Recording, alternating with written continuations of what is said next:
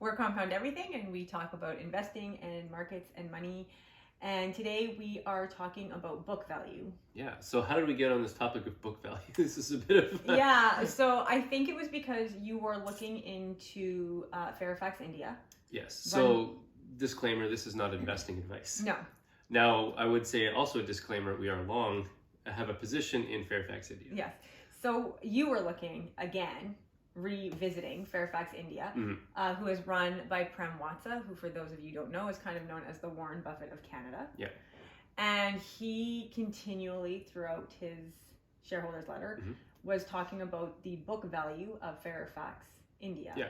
So I'm going to read a little quote at the beginning of the shareholders letter. He says this. He says, Fairfax India's book value per share, our key performance measure, grew again this year at a healthy rate. And he lists the book value as of the year end of 2021 as being $19.65. Right. And today it's trading at? As of today, it's trading at about $10. But when I did some of the calculations that we'll maybe go through briefly later, it was trading at $9.65. Right. So it's trading essentially at a little less than half of book value. So that's what led to us discussing book value, its importance, and whatnot. Right. So then it kind of just led us down into the weeds of book value against intrinsic value and which one we preferred. And so let's talk about what is book value essentially. So book value is essentially the shareholder's equity divided by the number of shares outstanding. That's what gives you, it's the calculation of book value. So you can go, well, what is shareholder's equity? Shareholder's equity is the amount that's kind of left in the business after all the liabilities are taken out. So it's all the assets minus the liabilities equals shareholder's equity. That's essentially what it is. So essentially, equity is what would be returned to the shareholders if the company were liquidated and its creditors paid off and all its assets sold. So that's essentially what you're looking for in terms of equity and book value. And book value is just that number divided by the number of shares outstanding. Right, which they call for short BVPS. BVPS. Book that's value right. per share. Book value per share. Yeah. So the way to think about it in a sense is because book value and intrinsic value are different. I'm going to read another quote from Prem Watsa's letter. And this is the Fairfax India. Correct. Because he does also have just Fairfax. So if you go in and you look at, and you're like, where is he talking about this? It is not Fairfax. It's no, that's Fairfax India. Two very separate investment vehicles. Yeah. So he says this, well, book value per share of Fairfax India is $19.65. We believe that the underlying intrinsic value is much higher. So he mentions both book value and intrinsic value. That's correct. So he would say that this is the book value, but intrinsic value, the money that we think that in the future that our business can generate is much higher than $19.65. And what's interesting is that he says our book value is $19 a share. We believe. Yes. Or like he says, we believe the book value is $19 per share, which we know is almost 100 at that point, almost 100% higher than what it was trading on the market. Yeah. And on top of that, he says, not only do we think our book value is much higher than what our shares are trading at, we think our intrinsic value is even higher than the book value than what we think the book value stated. That's right. Yeah. And so that kind of, you believe him then. Oh yeah, then it's a bargain. Like, you should be gobbling. It's a screaming bargain, apparently. Screaming bargain, yeah. So, and maybe there's reasons maybe that it's trading so far below book value per share. I mean, the rupee, which is the Indian currency, had a significant decline relative to the American dollar. There's always you have to discount it for the fact that we don't live there. A lot of investors don't. There's uncertainty. Right, so you have to put in that foreign discount of uncertainty. Do you believe in the Indian economy? Do you believe in the Indian politics? Right. All that all factors of that without actually being there. So right. It's harder. So it's you can maybe justify a bit of a discount potentially there. And I will say the reason why we are long in Fairfax India is because we can see a lot of potential in the Indian economy. Yeah, for sure. But because we don't live there, it's not within our wheelhouse, nor would it be responsible for us to start buying individual Indian companies. That would be an irresponsible securities. Yeah, that would be an irresponsible decision for us. Right. But we do trust Prem, so it's kind of our way to get exposure into foreign markets without having to learn all about another country. Right, all the ins and outs thereof. Right. Now, one of the things that kind of confused me a little bit was initially was what is the difference between book value and intrinsic value? How is it that Prem Watsa can say, well, this is the book value, but we believe the intrinsic value is much higher? And so essentially what the book value is a snapshot of what the business is worth at this point in time, here and now. It's a fair value assessment of its present value of its assets, really. So it's a fair value, calculation of its current assets. So if you were to liquidate the business today, this is what it's worth. But the intrinsic value can be higher because the cash flows that the business can generate will be probably substantially higher. Hopefully that, if it's a good business, the cash flows. Yeah, and so I thought we'd go through maybe a little bit of an example. So there's an ice cream shop that near our place that we go to fairly frequently. And it's close to... In the summer. Yeah, obviously not right now, being November, it's winter and it's cold. And but the point being is this ice cream shop, we both know they have an excellent location. It's across, you could not get, it would be you can't get a better location. Yeah. So you could look at that business and say, well, what is that business worth, this ice cream shop? This location's fantastic. They make an obscene amount of money based on, we've kind of sat outside and kind of factored in how much we believe that they're making based on the traffic that's there and how much they sell their ice cream for. And we have waited in line for an hour. Easily. Yeah. So the point being, this is a great business. Great business. The funny part, though, is the land value. If you were to take a rough guesstimate of the land value and the value of the building, I would say it's maybe $1 million, maybe $1.5 million. Yeah, in our where we're from, and given the location. Given the location, et cetera, and the size of the building, and the property value, et cetera. So let's say it's somewhere between $1 million and $1.5 million, just as a ballpark estimate. But what is the actual business worth? Is it worth $1.5 million, or is it worth more? Well, let's say that they're generating $250,000 of net earnings from their business. Is it still worth $1.5 million, or is it worth more? Right. Let's say they're generating $300,000 or $400,000 or $500,000 of net earnings. So you can see how the value of the business might deviate from the book value, just in that example alone. Yeah. So I thought that was a bit helpful there. And you could inverse that as well. For sure. Right? There are companies where the book value is higher. For sure. Because the company's not very good. And I think that is in part what cigar butt investing is, because it's like, well, if this does go out of business, we're going to liquidate and shareholders will get paid back. Well, I have another example, farmland rental. Okay. So farmland rental, let's say around our area, farmland goes for about $1 million for about 80 acres. Yeah. And that can be rented out for $80 an acre? $80, even $100 an acre. So you're making $8,000 a year off of $1 million. Right. That's the cash flow is kind of... The cash flow's, not great. Not great. It's not a get-rich-quick scheme. No, it's not a get-rich-quick scheme. Yeah. So at that point, if you were to have this land, it's probably more reflective of book value than true intrinsic value, especially because farm rents can't be increased. So for me as an investor, I'm looking into investing and I'm trying to wrap my mind around book value and intrinsic value. Essentially what you're saying is that depending on the business, it is more prudent for the investor to look at book value, and in other businesses it's more prudent to look at intrinsic value. And you have to know what business you would use what metric for as your guiding light. Right. Well, I'll give you another example. The example of Apple. Apple's share price is $130 or $140 a share, roughly. I think it's in the 135-ish today. So according to Guru Focus, the book value of Apple as of September was $3.18 a share. Right. So they're trading substantially above book value. Right. And that is a very interesting comment, because when I first started investing, all you heard, especially if you're studying value investor, right? So you're reading all the value investing books, you're listening to all the value investing podcasts, you're consuming as much information on value investing, you just get shoved down your throat. Book value.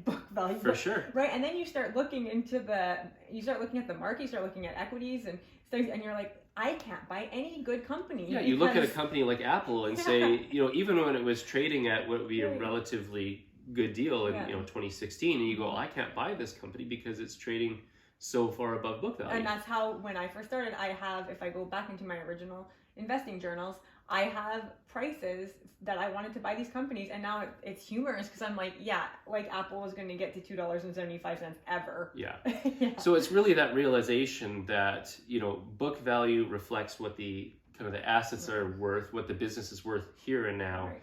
Whereas the intrinsic value can deviate so much because that is a reflection of what the future earning potential of that business is. And they're not necessarily the same. And I think just for a very, very novice investor, it's not that book value isn't important, but the amount you hear about it, you really start to get anchored to it, and you really start thinking it is the number. Right. But the market and the economy and whatnot has really also changed since Ben Graham kind of brought in value investing. So everything you read is still, I find, very anchored to Ben Graham style investing. Right. But you just have to be aware that, like, in a lot of cases, book value doesn't tell the whole story. It does not. It tells a small part, and so it may be important, but it's not the only thing. Right. Yeah. So at this point, I'm going to just read a quote from a 1993. I can't remember if it was in the shareholder letter or if it was I think it was in the shareholder letter that Warren Buffett wrote pertaining to book value and intrinsic value. So Buffett in his shareholder letter in 1993 said this pertaining to book value and intrinsic value. He said, "It's per share intrinsic value, not book value, that counts." So read that again. He said, "It's per share intrinsic value, not book value, that counts." That's a huge sentence. That's a huge sentence. For all the book value lovers out there. Right. Oh, for sure. Book value is an accounting term that measures capital, including retained earnings that have been put into a business. Intrinsic value is a present value estimate of the cash that can be taken out of a business during its remaining life.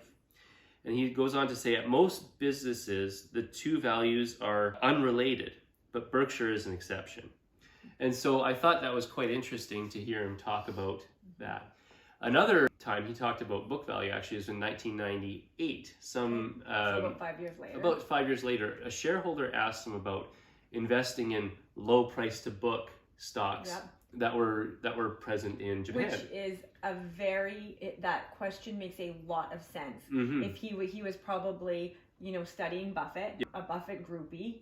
He was doing all the right research, and so obviously he, like me, just saw the term book value over and over, and he was like, Buffett, like, I'm studying you, and everyone tells me that book value is the same, important, right? Why are you not jumping on these Japanese companies that are trading at very low price to book? Right. You can totally see where that investor's question came from and why he was asking that question when look into value investing. 100%, no question. And this is what he said. Okay, I'm interested to hear Buffett's answer to this.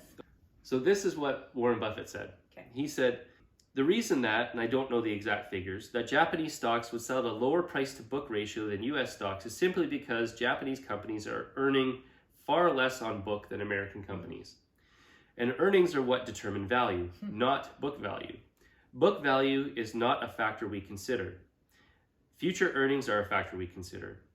And as we mentioned earlier this morning, earnings have been poor in a great many Japanese companies. Now, if you think that the return on equity of Japanese businesses is going to increase dramatically, then you're going to make a lot of, and I mean, if you're correct, you're going to make a lot of money in Japanese stocks. But the return on equity for Japanese businesses has been quite low. And that makes a low price to book ratio very appropriate because earnings are measured against book. And if a company is earning 5% on book value, I don't want to buy it at book value if I think it's going to keep earning 5% on book value. So a low price to book ratio means nothing to us.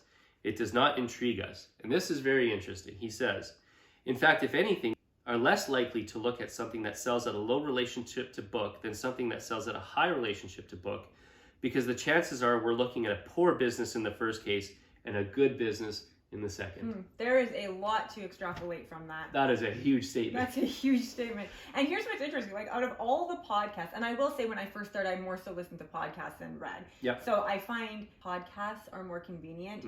Reading is more educational. Oh, yeah. Right? But no one said, he said that they don't even consider book value. That's he said we don't even, not, like, it's not as important, or, sometimes it's important. He said we don't even consider book value. Yeah, and so the other funny thing is that he said, look, a low price to book actually maybe even turns us off Yeah. Because... But I've never read anyone or listened to any, even in studying for this, I've never seen anyone reference that quote. Yeah. I mean, from a true value perspective, the earnings potential of a business, maybe you have to be a lot wiser, more read, maybe smarter in order to kind of crystal ball the future. I mean, which is obviously what him and Charlie do in a sense. Yeah, and that is the issue, right? Because book value, it's pretty hard to really miss the mark on book value. Because you're kind of just taking the business and saying, okay, this building's worth X. Yeah. I could sell this equipment for Y. And then you just add it up. Yeah, we have minority ownership in this part of this business. Easy, right? Yeah. But you're right. Like with earnings, there is a lot of, I don't want to say guesswork, but there's a lot of predicting. There's a lot of prediction, and your outputs are only as good as your inputs. And garbage in gets garbage out. Well, and you can put anything in to get the number that you want. For sure. So from a strict value investing perspective, a Ben Graham type of investment, and Warren Buffett has said this before. He said, look, Ben Graham was trying to teach something that anyone could really approach. Very formulaic approach. He was trying to teach something as a teacher that other people could influence or implement. Whereas maybe he's adopting more of a Phil Fisher approach.